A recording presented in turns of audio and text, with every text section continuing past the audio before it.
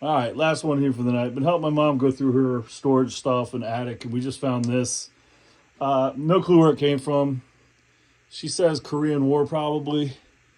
Our grandfather that we never met was there. He probably got this stuff from my grandma. I have no idea, to be honest. We just know it's old. So here's this cool hat. Has one string there. Yeah, there you go. So there's a hat, and we found it with this. My guess is it's a kimono. This is the first time I've taken it out of the bag, so bear with me here. Oh, it is a shirt. I'm guessing it's a small. You can see that S. There you go. And I don't see any tags or anything.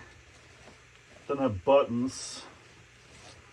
Yeah, I'll put it on this hanger, and then we'll check out the slacks. All right. But I don't know. Seems like good material. There's a cool thing there. All right, let's get it hung up. It's been in storage forever. I'm not claiming anything about it, but Mom thinks it's old.